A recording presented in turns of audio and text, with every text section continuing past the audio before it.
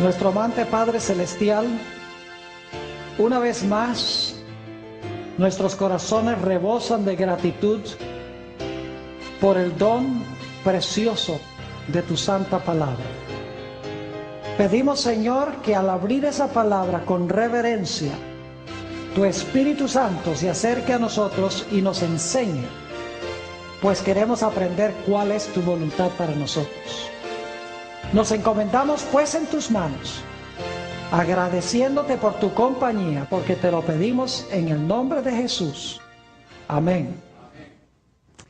Quiero saludar a cada uno de los que están reunidos aquí hoy para este tema, al igual que a todas las personas que están viendo este programa vía satélite por televisión. Estamos muy contentos que han sintonizado el programa que vamos a estudiar el día de hoy. Nuestro tema de hoy se titula Dos errores monumentales y mortíferos. Vamos a hablar de dos errores que han cautivado casi a todo el mundo.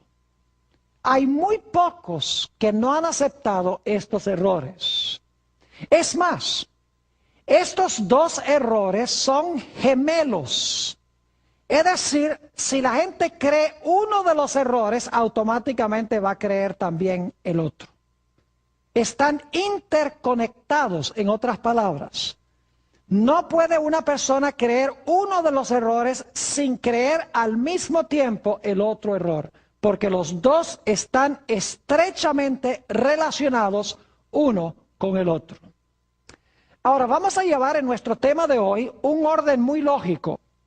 Así que espero que no se distraigan, ya sea que estén aquí o que estén viendo vía satélite por televisión. Manténganse bien concentrados para que puedan seguir el orden lógico que vamos a estudiar en nuestro tema de hoy. El primer punto que quiero recalcar y subrayar es que si no hay ley, no puede haber pecado. Porque hoy en día muchas personas están diciendo que la ley fue clavada en la cruz, que los cristianos no tienen que guardar la ley, que no estamos bajo la ley sino bajo la gracia, y que por lo tanto la ley no tiene mucha importancia para el cristiano. Lo importante es el Espíritu Santo y la gracia.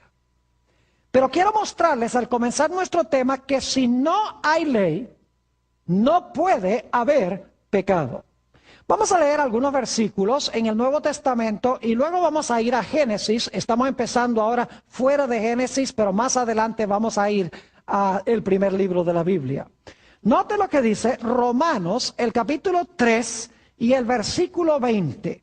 Nuestro primer punto es que si no hay ley, no puede haber pecado. Romanos 3 y el versículo 20. Dice, ya que por las obras de la ley, ningún ser humano será justificado delante de él. Porque por medio de la ley es ¿qué cosa? El conocimiento del pecado. Es decir, conocemos el pecado ¿por la qué? Por la ley. Ahora vamos a notar también Romanos el capítulo 4 y el versículo 15. Romanos el capítulo 4 y el versículo 15. La misma idea, que si no tenemos ley, no puede haber conciencia de pecado. Dice en Romanos 4 y el versículo 15, pues la ley produce ira.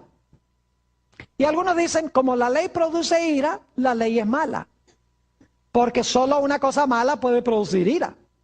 Pero necesitamos entender que la ley es santa, justa y buena, según dice el apóstol San Pablo en Romanos 7 y el versículo 12. Nosotros somos los malos. La ley produce ira porque nosotros somos pecadores. Porque la ley es buena y nosotros somos malos. Sigue diciendo, pues la ley produce ira. Ahora escuchen bien. Pero donde no hay ley, tampoco hay, ¿qué cosa? Tampoco hay transgresión. Es decir, si no hay ley, usted no puede desobedecer una ley que no existe. Usted no puede transgredir la ley si no hay ley. Notemos un texto más, uno o dos más, Romanos 7 y el versículo 7. Romanos el capítulo 7 y el versículo 7. Aquí el apóstol Pablo nos dice esto. ¿Qué diremos pues? ¿La ley es pecado? ¿Qué me dirían ustedes? ¿La ley es pecado? No, en ninguna manera. Pero yo no conocí el pecado sino por la ley, porque tampoco conociera la codicia si la ley no dijera, no codiciarás. Es decir, yo no sabría que la codicia es mala, al menos que haya un mandamiento que diga, no codiciarás. Es decir, hay un mandamiento que dice, no codicies, así que cuando yo codicio, yo sé que eso está mal, porque la ley lo dice. Donde no hay ley, no puede haber ¿qué? No puede haber pecado. Porque el pecado, la ley nos muestra el pecado. Ahora, noten nuestro último texto en esta primera parte de nuestro tema. Primera de San Juan, el capítulo 3 y el versículo 4. Primera de San Juan, el capítulo 3 y el versículo 4. Es un texto que hemos leído antes, pero ahora vamos a leerlo en este nuevo contexto. Dice allí, todo aquel que comete pecado, infringe o transgrede o desobedece, infringe también la ley, pues el pecado es ¿qué cosa? El pecado es infracción de la ley. Yo pregunto, ¿puedo yo saber que mi cara está sucia si no me miro en un espejo? Claro que no. La ley es el espejo. Y cuando yo me miro en el espejo, yo veo mi ¿qué? Mi pecado. Para usar otra ilustración, si yo voy a donde un médico, un oncólogo, y él me hace exámenes y determina que tengo cáncer, que Dios no lo quiera, pero determina que yo tengo cáncer, el médico me está mostrando que yo tengo cáncer. La ley es como ese médico. La ley me muestra que yo tengo cáncer y que necesito un remedio. Es decir, si no hubiese ley, no habría pecado, porque el pecado es transgresión de la ley. Ahora vamos a nuestro segundo punto. Si no hay ley y por lo tanto no hay pecado, entonces si no hay pecado, tampoco puede haber muerte. Note lo que dice en Romanos 5 y el versículo 12. Romanos el capítulo 5 y el versículo 12. El apóstol Pablo nos dice algo muy importante aquí en este versículo. Dice, por tanto, como el pecado entró en el mundo por un hombre, y por el pecado, ¿qué cosa? La muerte. Así la muerte pasó a todos los hombres por cuanto todos pecaron. ¿Qué es lo que produce el pecado? El pecado produce muerte. Noten también, ya que estamos en Romanos, Romanos 6 y el versículo 23. Romanos 6 y el versículo 23. Aquí dice el apóstol Pablo claramente, porque la paga del pecado es muerte, mas la dádiva de Dios es vida eterna en Cristo Jesús, Señor nuestro. ¿Cuál es la paga del pecado? La paga del pecado es muerte. Es decir, cuando yo desobedezco la ley, eso es pecado. Y cuando yo peco, ¿qué va a suceder? Muero, según la Escritura. Ahora noten también un texto más para este segundo punto, Santiago, el capítulo 1 y el versículo 15. Santiago, el capítulo 1 y el versículo 15. Nos dice aquí el hermano de nuestro Señor lo siguiente. Entonces la concupiscencia, después que ha concebido, da a luz el pecado. Y el pecado, siendo consumado, da a luz, ¿qué cosa? La muerte. Es decir, el pecado lleva a la muerte. Por lo tanto, si no hay ley, no puede haber pecado.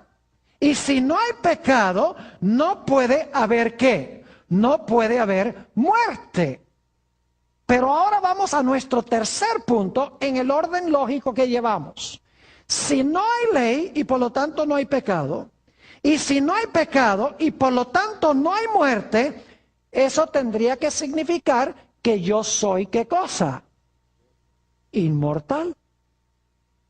¿Me están entendiendo el punto? Si no hay ley y no hay pecado, y no hay pecado y no hay tal cosa como la muerte, entonces yo tendría que ser ¿qué cosa? Yo tendría que ser inmortal. Quiero que quede claro este punto, que es crucial. Si no hay ley, no hay pecado. Si no hay pecado, no hay muerte. Si no hay muerte, entonces yo soy inmortal. Ahora vamos a nuestro cuarto punto. ¿Quién, según la Biblia, es el único que es inmortal? Vamos a Primera de Timoteo, el capítulo 6 y el versículo 16. Primera de Timoteo, el capítulo 6 y el versículo 16. Aquí el apóstol Pablo nos va a decir quién es el único que tiene inmortalidad. Dice allí, y vamos a leer empezando el versículo 14 para el contexto, versículo 14 primero, que guardes el mandamiento sin mácula ni reprensión, hasta la aparición de nuestro Señor Jesucristo, la cual a su tiempo mostrará el bienaventurado y solo soberano, Rey de reyes y Señor de señores, el único que tiene inmortalidad, que habita en luz inaccesible, a quien ninguno de los hombres ha visto ni puede ver, al cual sea la honra y el imperio sempiterno. Amén. ¿Quién es el único que tiene inmortalidad? El único que tiene inmortalidad es Dios. Vamos también a Primera de Timoteo, el capítulo 1 y el versículo 17. Primera de Timoteo, el capítulo 1 y el versículo 17.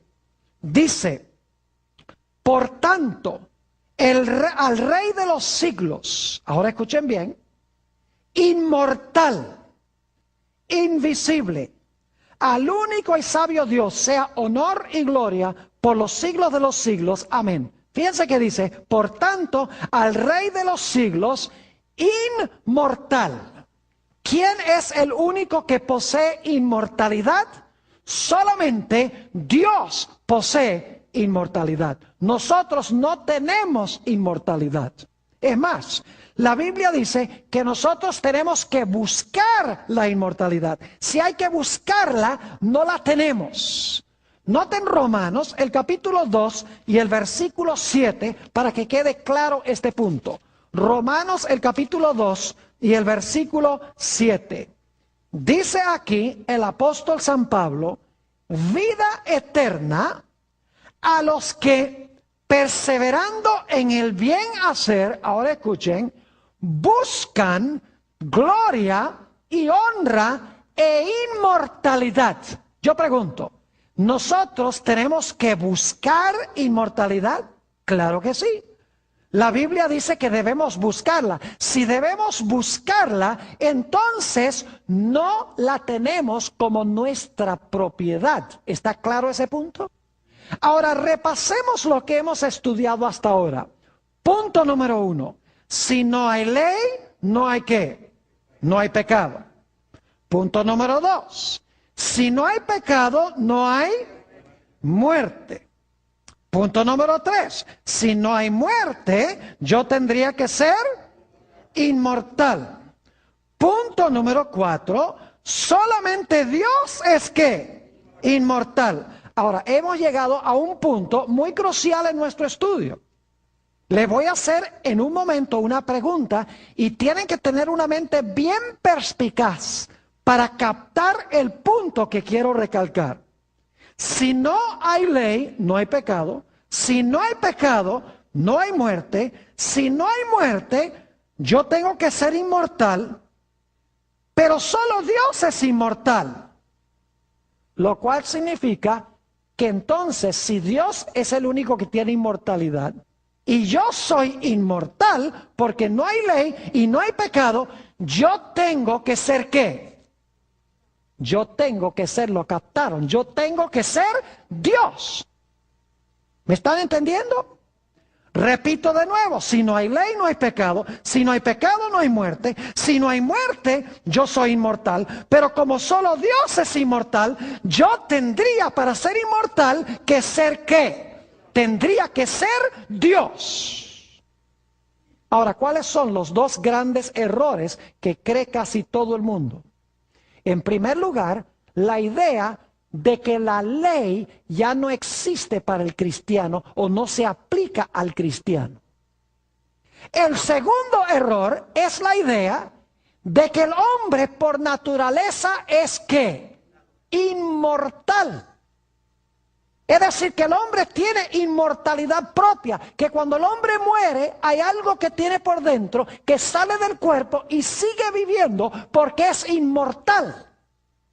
Los dos errores son un ataque contra la ley de Dios, diciendo que el cristiano no necesita la ley, y el otro error es la idea de que el hombre es por naturaleza, ¿qué cosa? Inmortal. Casi todo el mundo cristiano cree en alguna forma o en otra estos dos errores. Ahora yo pregunto, ¿a dónde se originaron estas dos ideas de que no existe la ley para el cristiano, porque estamos bajo la gracia, que la ley fue clavada en la cruz, y la idea de que el hombre es inmortal? ¿A dónde se originó esa idea? Pues yo quiero decirles que se originó en el libro de Génesis. Vamos a Génesis, el capítulo 3. Y vamos a empezar leyendo en el versículo 1 y me voy a enfocar especialmente en los versículos 4 y 5. Génesis 3, 1. Pero la serpiente era astuta más que todos los animales del campo que Jehová Dios había hecho, la cual dijo a la mujer: ¿con que Dios os ha dicho no comáis de todo árbol del huerto?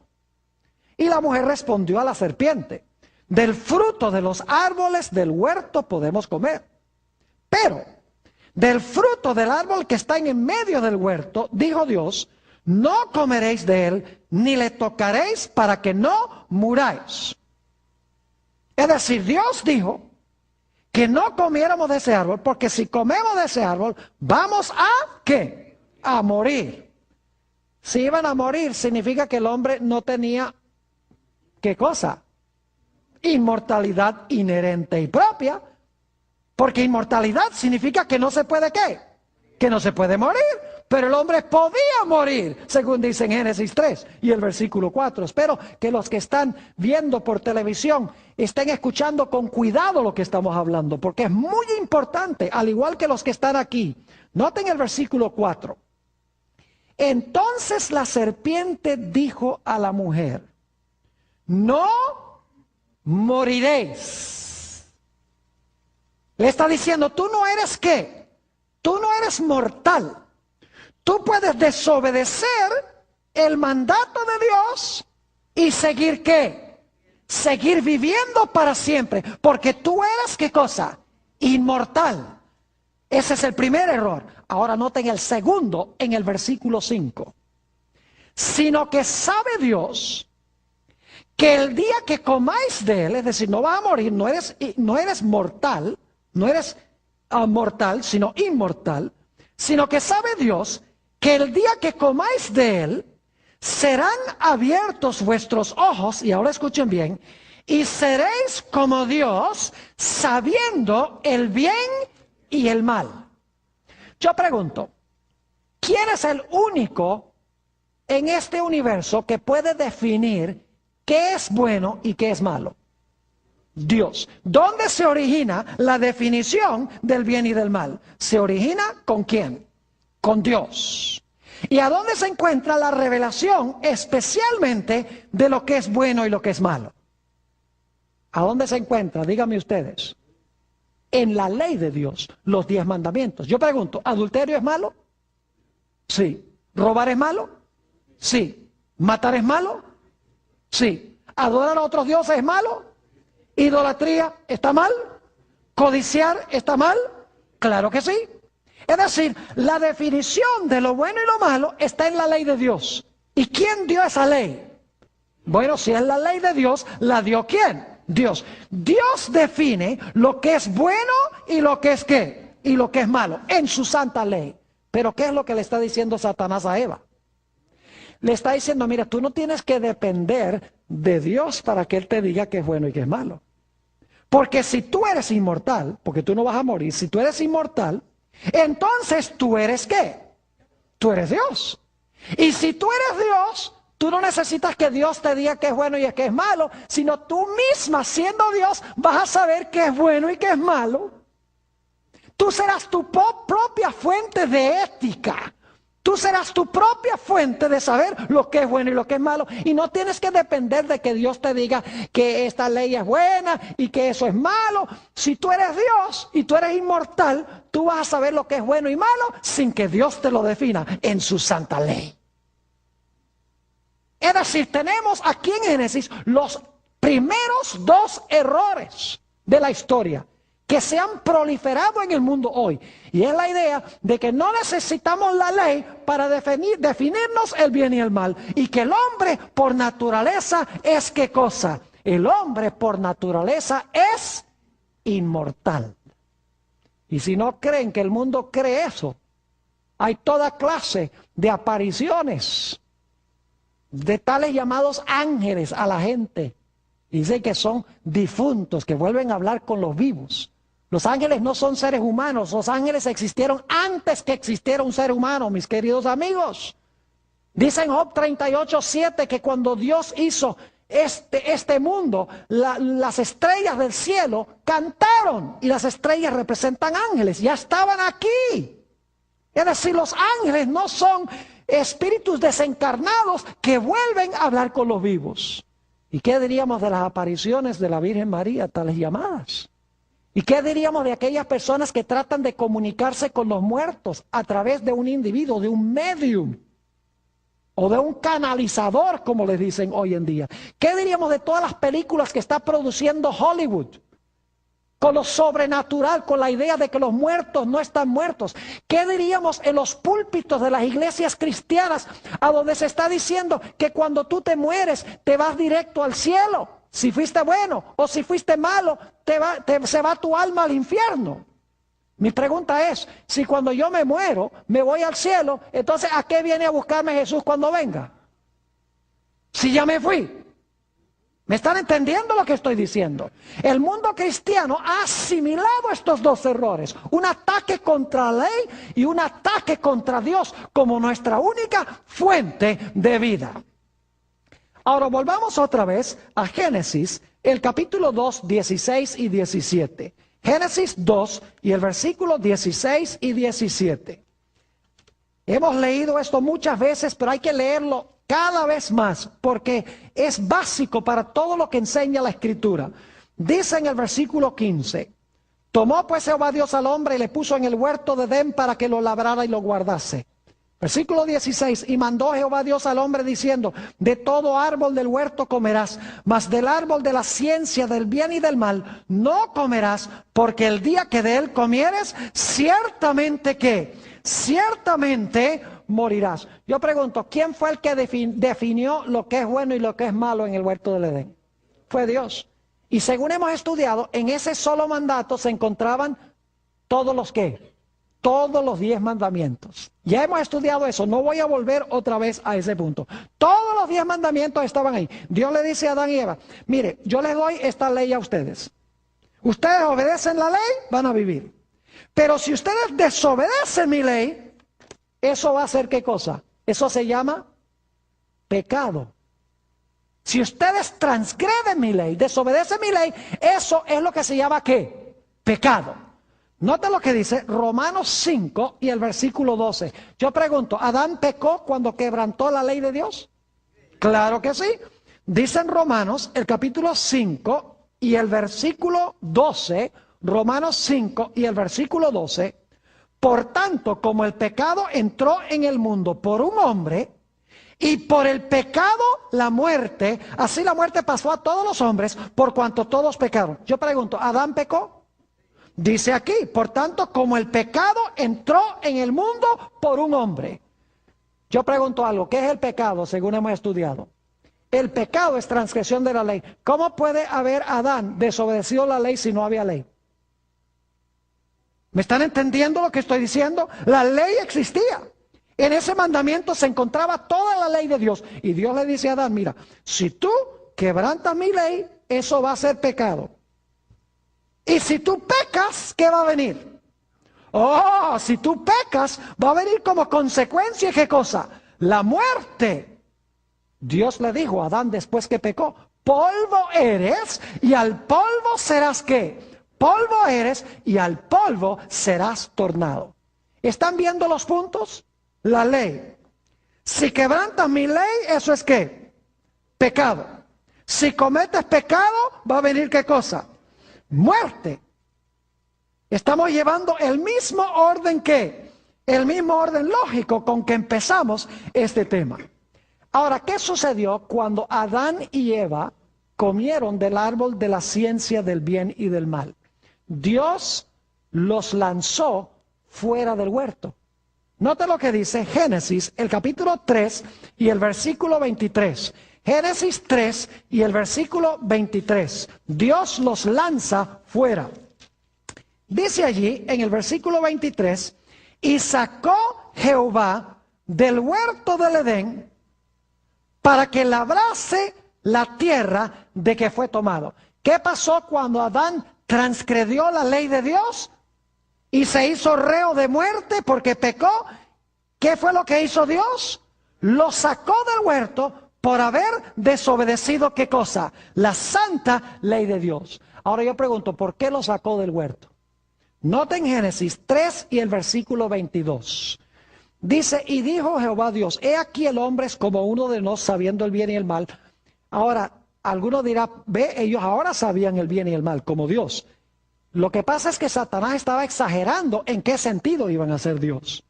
En un sentido, Adán y Eva ahora eran como Dios, en el sentido de que Dios ya conocía el mal, porque Satanás había pecado en el cielo. Dios no quería que Adán y Eva conocieran el mal. Pero como resultado de comer del árbol, ellos ahora, como Dios había conocido el bien y el mal, ahora ellos conocen el bien y el mal. Pero no era el sentido en que Satanás dice que ustedes ahora van a poder distinguir el bien y el mal sin la ayuda de Dios. Dice, y dijo Jehová Dios, he aquí el hombre es como uno de nosotros, sabiendo el bien y el mal. Y ahora escuchen esto. Ahora pues, que no alargue su mano y tome también del árbol de la vida y coma y viva para siempre. Y lo sacó Jehová del huerto del Edén para que labrase la tierra de que fue tomado. ¿Por qué sacó Dios a Adán y Eva del huerto del Edén? ¿Para que no qué? Para que no comieran del árbol de la vida y qué? Y viviesen para siempre. Fíjense lo que hemos visto. Dios dio una ley. Quebrantaron la ley. Eso fue pecado. Al cometer pecado, Dios dice, ¿ustedes van a qué? A morir. Dios los saca ¿de dónde? Del huerto del Edén. ¿Para que no puedan qué? Comer del árbol de la vida y vivir para siempre. Ahora escuchen bien. Si ya el hombre tenía inmortalidad, ¿de qué le hubiera valido a Dios echarlo del huerto? Si ya era inmortal, de nada le valía a Dios que lo echara del huerto. Porque aunque lo echara, ya el hombre iba a seguir viviendo igual. El hecho de que Dios lo echó del huerto para que no comiera y viviera para siempre, demuestra que el hombre en sí mismo no iba a vivir para siempre. Ahora quiero que noten que cuando Dios lo echa del huerto, Dios coloca ángeles en la entrada del huerto. Noten Génesis, el capítulo 3 y el versículo 24. Génesis, el capítulo 3 y el versículo 24. Dice aquí, echó pues fuera al hombre y puso al oriente del huerto del Edén, ¿qué cosa?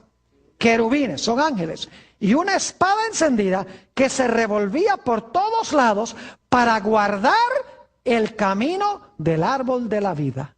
¿Qué colocó Dios a la entrada del huerto para que no pudieran volver a entrar y comer y vivir para siempre? Colocó ángeles a la entrada.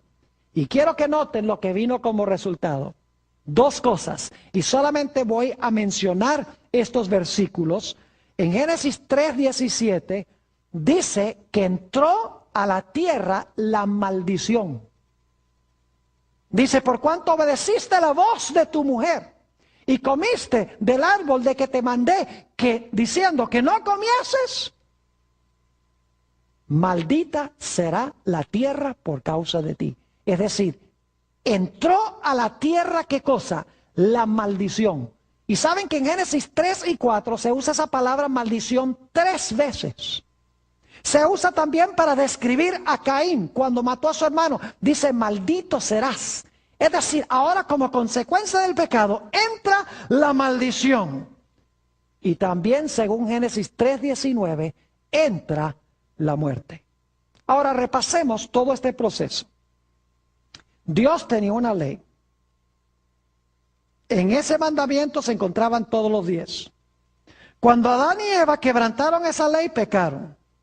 Cuando pecaron, Dios les dijo, van a morir. Dios los echó del huerto. A la entrada puso ángeles para que no pudieran comer del árbol de la vida. Y como resultado vino la maldición y también vino ¿qué cosa? Vino la muerte. Ahora yo quiero que ustedes vayan conmigo al libro de Apocalipsis para ver cómo Dios va a deshacer lo que sucedió al comienzo.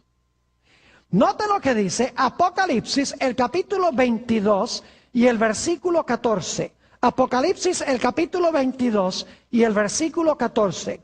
Y este versículo reza de una forma distinta dependiendo de la versión que ustedes estén leyendo. Yo estoy leyendo particularmente de la versión de 1960. Si leen la de 1977, la de 1909, Reina Valera, van a encontrar que la traducción es distinta. Yo creo que la traducción del 60 no es la más correcta y van a ver por qué razón. Dice en el versículo 14, bienaventurados los que lavan sus ropas. ¿Alguien tiene una Biblia que dice diferente que eso? Varios tienen una Biblia que dice bienaventurados los que ¿qué? Los que guardan sus mandamientos. Ahora escuchen bien, los que guardan sus mandamientos. Para tener derecho, ¿qué cosa? Al árbol de la vida y para entrar por las puertas en la ¿qué? En la ciudad. ¿Saben por qué yo creo que la traducción correcta es bienaventurados los que guardan los mandamientos? Porque esto deshace lo que pasó en Génesis. En Génesis, Adán y Eva, ¿qué hicieron? Quebrantaron los mandamientos. Como resultado, ¿qué pasó? Pecaron. Cuando pecaron, ¿qué hizo Dios? Los echó ¿de dónde? Del huerto. Para que no pudieran, ¿qué? Comer del árbol de la vida. Aquí en Apocalipsis es lo opuesto. Dice que Dios va a tener un pueblo que guarda, ¿qué cosa? Los mandamientos. Y por lo tanto Dios los va a dejar, en vez de sacarlos, va a dejar que ¿qué? Que entren por las puertas para comer ¿de dónde? Para comer del árbol de la vida. ¿Y saben ustedes quién va a estar en las puertas para ver quién va a entrar y quién no va a entrar? Noten Apocalipsis 21 y el versículo 12. Apocalipsis 21 y el versículo 12 habla de las puertas de la ciudad. 21 y el versículo 12. Dice allí, hablando de la santa ciudad, tenía un muro grande y alto, con 12 puertas. Y en las puertas, 12 ¿qué? 12 ángeles y nombres inscritos que son los de las 12 tribus de los hijos de Israel. ¿Quiénes están en las puertas? En las puertas están los ángeles chequeando ID, chequeando identificación, para ver si usted tiene derecho de entrar. Fíjense que aquí dice que Dios va a tener un pueblo que guarda los mandamientos. Dios va a permitir que entren por las puertas. Los ángeles van a permitir que entren. Y luego cuando entren van a comer ¿de qué cosa? Van a comer del árbol de la vida. Es decir, se está reversando lo que pasó en Génesis. ¿Y saben qué no va a haber en la tierra nueva? Note lo que dice Apocalipsis, el capítulo 22 y el versículo 3. Apocalipsis 22 y el versículo 3. Dice allí, y no habrá más que, más maldición. Y el trono de Dios y del Cordero estará en ella, y sus siervos les servirán. ¿Qué más no va a haber en la santa ciudad y en la tierra nueva? No va a haber ¿qué cosa? Maldición. Y noten qué más no va a haber. Apocalipsis 21 y el versículo 4. Apocalipsis 21, 4. Dice, enjugará Dios toda lágrima de los ojos de ellos, y ya no habrá ¿qué cosa? Muerte, ni habrá más llanto, ni clamor, ni dolor, porque las primeras cosas pasaron. ¿Qué va a desaparecer? La maldición y ¿qué cosa? Y la muerte. ¿Están viendo ustedes que en Apocalipsis sucede lo contrario que en Génesis? En Génesis el hombre desobedece la ley. Eso es pecado. El pecado, Dios dice, te va a llevar a la muerte. Lo echan del huerto. Pone ángeles en las puertas para que no coma del árbol, y como resultado viene la maldición y la muerte. En Apocalipsis, Dios tiene un pueblo que guarda los mandamientos. Es decir, vence el pecado. Llegan a las puertas, los ángeles los dejan entrar por las puertas para comer del árbol de la vida, y vivirán en un mundo donde no hay más maldición ni tampoco hay muerte. Por esa razón yo creo que la mejor traducción es bienaventurados los que guardan sus mandamientos, porque Adán y Eva quebrantaron la ley de Dios. Dios tendrá al final de la historia un pueblo que guarda su santa ley. Note lo que dice Apocalipsis 22 y el versículo 15. 22 y el versículo 15. Aquí hay otra razón por la cual la mejor traducción es bienaventurados los que guardan sus mandamientos. El contexto lo indica en el versículo 15. Dice allí, después de decir que Dios va a entrar, que dejar entrar los que guarden sus mandamientos, dice en el versículo 15, mas los perros estarán fuera. Ahora se hace un contraste con los que están afuera. Y los hechiceros, los fornicarios, los homicidas, los idólatras y todo aquel que ama y hace mentira. Yo pregunto, ¿son estas violaciones de los 10 mandamientos? Claro que sí. ¿Qué mandamiento viola los fornicarios? No cometerás adulterio, ¿verdad? Porque es un pecado sexual. Los homicidas, ¿cuál mandamiento? No matarás. Los idólatras, ¿cuál mandamiento? No te harás imagen, ni tendrás dioses ajenos delante de mí. El que ama y hace mentira, ¿qué? ¿No hablarás qué? Falso testimonio. Es decir, los que están afuera son caracterizados por el hecho de que hacen ¿qué? Quebrantan los mandamientos de Dios. Mientras que los que están adentro, ¿qué hacen? Guardan los mandamientos de Dios. Se hace el contraste entre el versículo 14 y 15. Noten también Apocalipsis 21 y el versículo 8. Apocalipsis 21 y el versículo 8 habla otra vez de los que están afuera. Y fíjense lo que dice el versículo 7 primero para que capten el contexto. Versículo 7 primero. Dice, el que venciere heredará todas las cosas, y yo seré su Dios y él será mi hijo. ¿Qué hay que hacer? Hay que ¿qué? Vencer. ¿Y los de afuera qué característica tienen? Versículo 8. Pero los cobardes, es decir, no tienen fe, y todo lo que no es de fe es pecado. Los cobardes e incrédulos, los abominables y homicidas, los fornicarios y hechiceros, los idólatras y todos los mentirosos tendrán su parte en el lago que arde con fuego y azufre, que es la muerte segunda. Dios tendrá en la santa ciudad aquellos que hacen ¿qué cosa? Que guardan los mandamientos de Dios, mientras que afuera están los que pisotean los mandamientos de Dios. Ahora yo me pregunto, lo que yo me pregunto es, ¿cómo es posible que se hable de la gente que guarda los mandamientos de Dios si los mandamientos fueron clavados en la cruz? ¿Me están entendiendo lo que estoy diciendo? Es ridículo pensar que la gracia ahora hace innecesaria la ley y crucifica la ley. Eso no me resuelve ningún problema. Es como, por ejemplo, si hay un policía que me pone una multa por comerme un semáforo, Yo digo, desháganse de ese policía, desháganse de la ley. ¿Qué clase de mundo sería este? Si nos deshacemos de la ley para salvar al criminal. Lo que hay que hacer no es deshacerse de la ley, sino cambiar el corazón del criminal. ¿Me están entendiendo lo que estoy diciendo? No solo los que están aquí, sino los que están viendo también vía satélite. Ahora, quiero ir a Génesis 3:21 de nuevo. ¿Quién nos salvó de la muerte? Jesús. El mismo día que Adán y Eva pecaron, ¿qué hubo en el huerto del Edén? Esto lo hemos estudiado. ¿Un qué? Un sacrificio. O dos sacrificios, mejor. Y de los sacrificios, Dios tomó túnicas ¿de qué? De pieles y vistió a Adán y Eva. ¿Qué estaba avisando Dios? Estaba Dios diciendo que corderos iban a morir, ¿qué cosa? En lugar de morir, ¿quién? En lugar de morir el hombre, el Cordero de Dios que quita el pecado del mundo iba a morir en lugar de ellos. Como dice en Gálatas el capítulo 3 y el versículo 13, el Señor Jesucristo sufrió la maldición de la ley. Él se hizo por nosotros maldición. O como dice el apóstol San Pablo en 2 Corintios 5:21, dice, al que no conoció pecado, Dios le hizo pecado, para que nosotros pudiésemos ser hallados la justicia de Dios en él.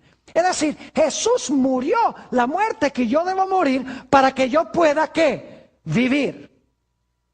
Pero ahora hay un punto muy importante y escuchen bien lo que voy a decir. Si el hombre es inmortal, ¿para qué tuvo que morir Jesús para darme lo que ya tengo? ¿Me están entendiendo lo que estoy diciendo? Si yo soy inmortal, yo no necesito que Jesús haya muerto para darme la vida porque ya la tengo. Lo que hace la doctrina de la inmortalidad del alma es restarle la necesidad de la muerte de Jesús. Porque Jesús murió para que yo no muera. Pero si yo soy inmortal, igual no puedo morir. Así que no hubiera sido necesario que Jesús muriera. ¿Están entendiendo lo que estoy diciendo? Es decir, la idea de que si yo soy inmortal hace innecesaria la muerte de Jesús para salvarme a mí de la muerte. Es decir, le resta poder a Jesús. La Biblia nos dice, porque la paga del pecado es muerte. Mas la dádiva de Dios es ¿qué cosa? Vida eterna en Cristo Jesús, Señor nuestro. Yo les pregunto, ¿la Biblia es clara de que la muerte existe? ¿De que el hombre no es inmortal? ¿Por qué dice el apóstol Pablo? Porque la paga del pecado es ¿qué cosa? La paga de la transgresión de la ley es muerte. ¿Cómo puede decirse eso si el hombre es inmortal? No sería posible decir que la paga del hombre es muerte. La paga del pecado es muerte. Y muchos cristianos dicen, no, lo que está diciendo eso allí, la muerte en realidad es vida eterna en miseria. Pero la muerte es dejar de existir. Vamos a tener un tema completo sobre la muerte en esta serie. Vamos a encontrar que la muerte es inconsciencia total hasta el momento de la resurrección. Es decir, cuando el hombre muere, está muerto. Hasta que Cristo venga a resucitarlo en la resurrección de vida o en la resurrección de condenación, como dice la Sagrada Escritura. Es decir, en el tiempo interino, el hombre no tiene vida en sí mismo. Si la vida eterna es un don de Dios, yo no lo tengo. Tengo que recibirlo de manos de ¿quién? Tengo que recibirlo de manos de Jesús. Note lo que dice Primera de San Juan, el capítulo 5 y los versículos 11 y 12. Primera de San Juan, el capítulo 5 y los versículos 11 y 12. Muy interesante, esta declaración es categórica. Dice allí, y este es el testimonio, que Dios nos ha dado vida eterna, y esta vida está ¿dónde? Esta vida está en su Hijo. ¿A dónde está la vida eterna? ¿En nosotros? No, la vida eterna está en su Hijo. Y ahora escuchen esto. El que tiene al Hijo, tiene la vida. El que no tiene al Hijo de Dios, no tiene la vida. ¿Puede ser más clara la Biblia que esto? Que el que tiene a Jesús tiene la vida porque Jesús es la vida. El que no tiene a Jesús no tiene la vida porque Jesús es la vida. Es decir, yo no tengo inmortalidad y vida en mí mismo.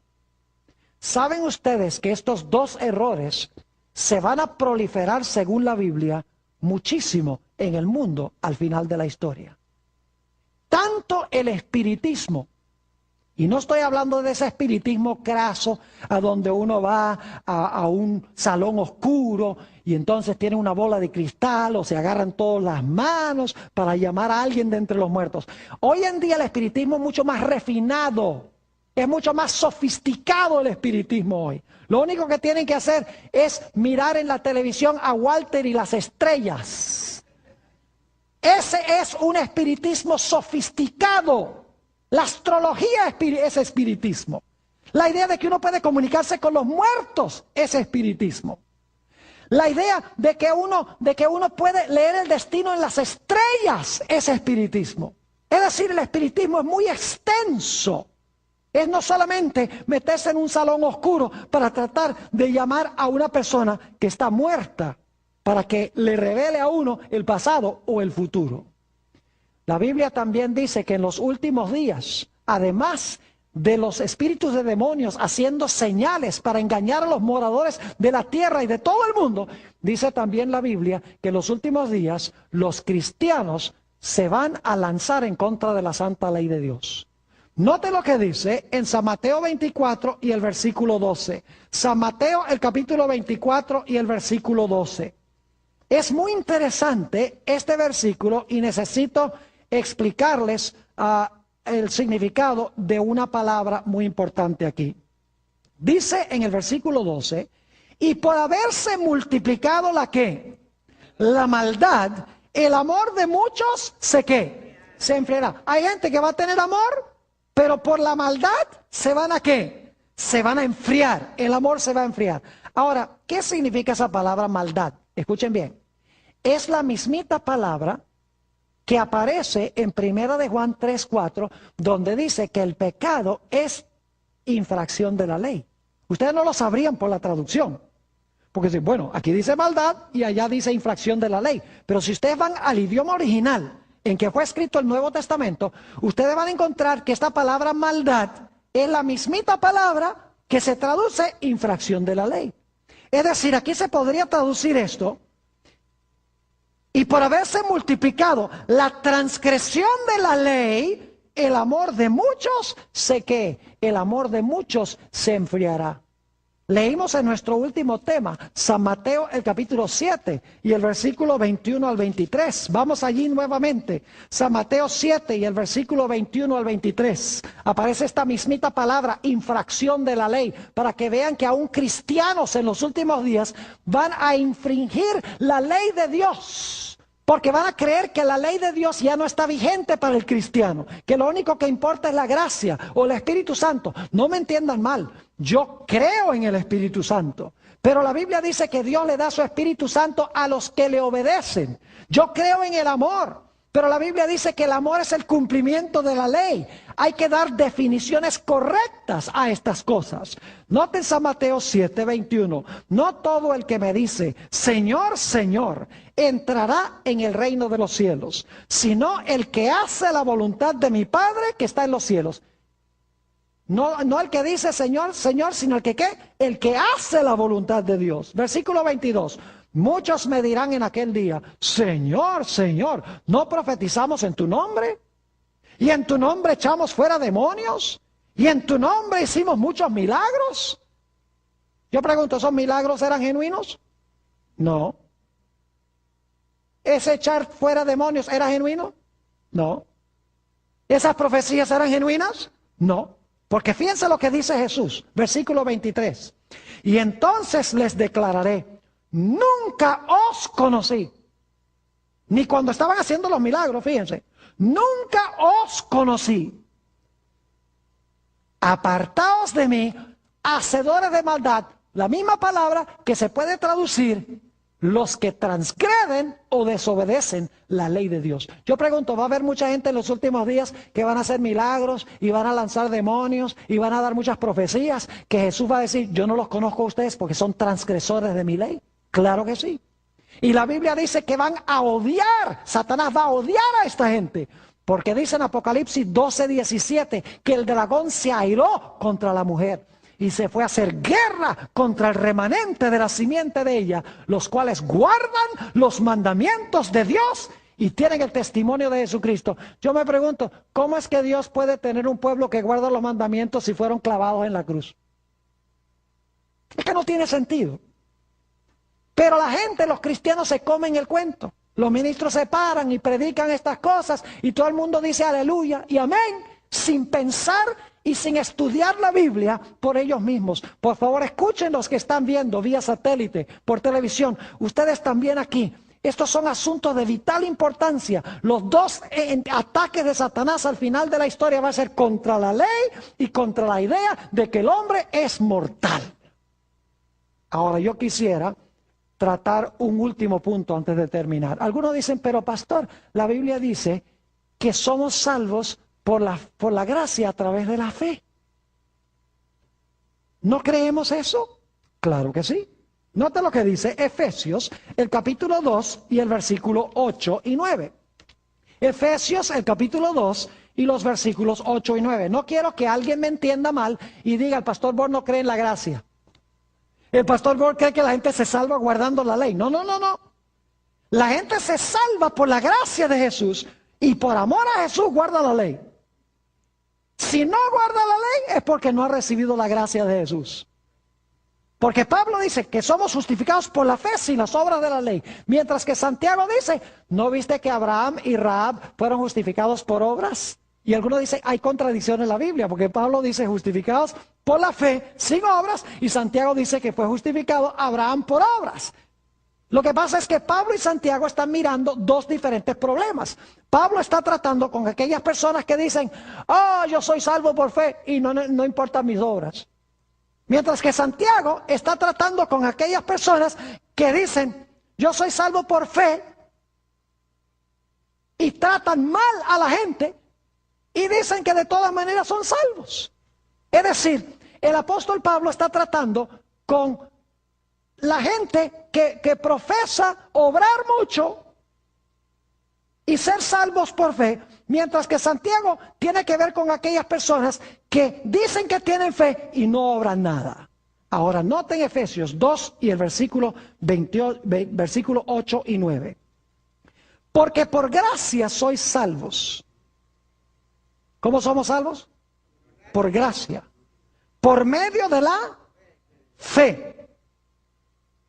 Y esto no de vosotros, pues es don de Dios.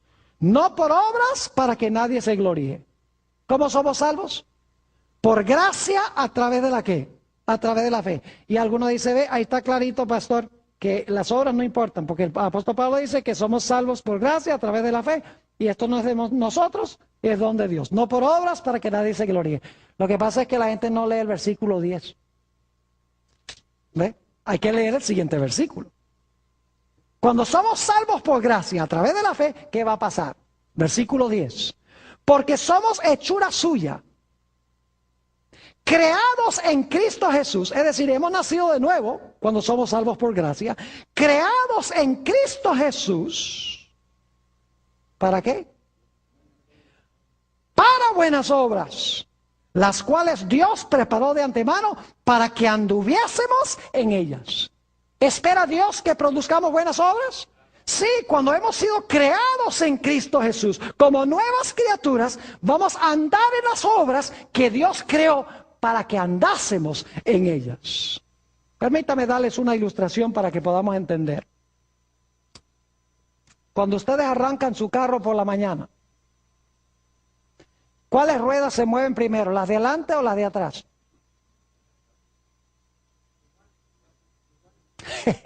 Siempre hay alguien que dice depende. Depende si son tracción delantera o tracción trasera. Pero yo digo que no. Porque si es tracción trasera, el momento que se mueven las ruedas de atrás, las ruedas de adelante simultáneamente se mueven también. Así es la fe. La fe es el poder propulsor. Y cuando hay fe, las obras siguen. Si no hay obras, es porque no hay ¿qué? No hay fe y no hemos sido salvos por la gracia. Por eso la Biblia dice que somos salvos por gracia a través de la fe, pero seremos juzgados por nuestras obras. Por eso el apóstol Pablo dice que somos salvos por la gracia a través de la fe, mientras que Santiago dice, pero aquellos que tienen fe, obran. Por eso el apóstol Pablo dice que somos justificados por la fe, sin las obras de la ley. Y Santiago nos dice que los hacedores de la ley serán justificados. No hay contradicción. El hecho es que la fe genuina producirá, ¿qué cosa? Producirá obras. Así que mis queridos hermanos y amigos, dos errores monumentales y mortíferos al final de la historia. Primero, la idea de que el cristiano no tiene que guardar la ley porque está bajo la gracia, que la ley fue clavada en la cruz.